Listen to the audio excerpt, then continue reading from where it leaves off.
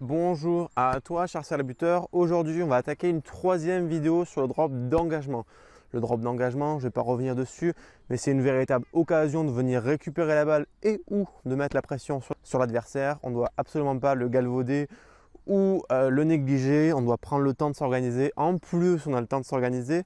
Donc, je te mettrai en l'écran une fiche sur comment taper un drop d'engagement, donc avec les principaux fondamentaux. Je te mettrai aussi en suivant une deuxième fiche sur un petit programme d'entraînement, quelques exercices pour venir progresser rapidement sur le drop d'engagement, et dans laquelle aussi je parle des zones du terrain qu'il faut savoir toucher à tous les coups. Et en fait, le drop d'engagement est effectivement une véritable occasion de venir récupérer la balle, mais pour ça, il faut qu'il y ait une certaine hauteur à votre tir. Et c'est pour ça que ce ballon, on le laisse rebondir un peu plus longtemps pour venir le cueillir par en dessous pour lui donner de la hauteur. Et comment savoir si on donne suffisamment de hauteur au ballon? On peut tout simplement le chronométrer. Alors comment savoir à partir de combien de secondes le coup de pied est suffisamment haut, surtout quand on s'entraîne seul et qu'on n'a pas un coéquipier qui peut sprinter et essayer de la récupérer pour avoir un petit ordre d'idée. Enfin, je ne l'ai pas entendu de sa bouche, mais c'était d'une personne qu'il a rencontré directement. Johnny Wilkinson cherchait à taper ses coups de pied d'engagement à visée de récupération avec une durée de 5 secondes. Donc le coup de pied d'engagement, le drop d'engagement doit durer 5 secondes pour que quasiment à coup sûr ou à coup sûr tout simplement, vos coéquipiers aient le temps de courir et d'organiser un petit bloc de saut autour de ce drop d'engagement. Alors 5 secondes, c'est important de tendre vers ça. Parce qu'à partir de 4, c'est quand même très bien. À partir de 5, c'est presque parfait. D'avoir cette donnée-là, qu'elle soit très régulière, tant pis si c'est 4. Si c'est 4 secondes, c'est déjà 4 secondes. Mais qu'elle soit très régulière dans vos différents types d'engagement. Parce que si vos coéquipiers, normalement, c'est important de faire un petit signe pour leur indiquer avec une main ouverte, une main fermée derrière la balle, ou en haut, en bas, etc. Où c'est que vous allez taper pour qu'ils sachent vers où courir sans trop y réfléchir. S'ils savent déjà à l'avance où ils doivent courir et en combien de temps ils doivent y aller, normalement, à coup sûr, vous aurez un bloc de saut ou un bloc de contre, en tout cas, pour récupérer la balle. Donc, entraînez-vous déjà à chronométrer vos drops d'engagement. Si c'est à 3 secondes, si à chaque fois il n'y a que 3 secondes et que vous n'arrivez pas à dépasser ça, vraiment il faut reprendre des exercices d'entraînement dont j'ai parlé dans les 3 exercices sur le drop d'engagement pour mettre un peu plus de hauteur. Voilà, le but c'est pas de la hauteur pour de la hauteur, il faut toucher aussi les bonnes zones, hein, c'est deux choses qui vont ensemble.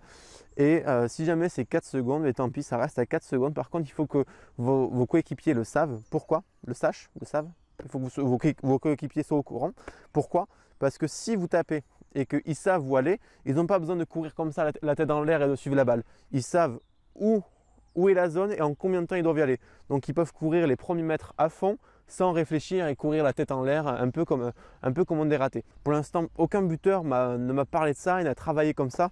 Vraiment, entraînez-vous à chercher le nombre de secondes que vous pouvez impulser à votre drop d'engagement quand il est à visée de récupération. Quand c'est un drop, un renvoi au 22 et que vous voulez mettre de la pression tout au fond, bon, vous mettez de la puissance, le plus de hauteur possible, mais ça s'arrête là. Pour les drops d'engagement, vraiment, les 5 secondes sont hyper intéressantes pour préparer vos coéquipiers et les laisser aller organiser un contre. Et j'en profite de cette vidéo. Je profite de cette vidéo parce que dans les 2 premières où je parlais de drop d'engagement, je n'en ai pas parlé.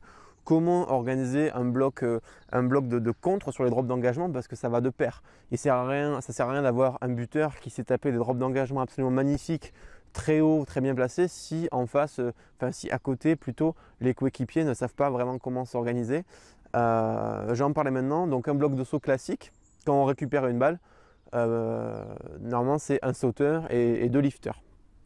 Sauf que là, c'est pas vraiment un bloc de saut, c'est plus un contre. Donc ce qui peut être hyper intéressant pour augmenter ses chances de récupérer la balle sur un drop d'engagement, c'est qu'on ait un joueur rapide. Alors parfois c'est l'ailier, mais on voit souvent Damien Penaud sauter et aller essayer de lifter. Donc c'est pas tout le temps l'ailier, mais il faut quand même un ailier qui dépasse le bloc saut adverse qui tente de la récupérer. Parce que l'équipe adverse aura le temps, elle, de lifter un mec et qu'il atteigne une bonne hauteur, hein, plus de 2,50 m avec la levée. Donc il faut que quelqu'un dépasse au cas où ce lift adverse, ce bloc de saut adverse, ce trou, et ça peut directement vous tomber dans les pieds, dans les mains si possible, mais dans les pieds ça marche aussi.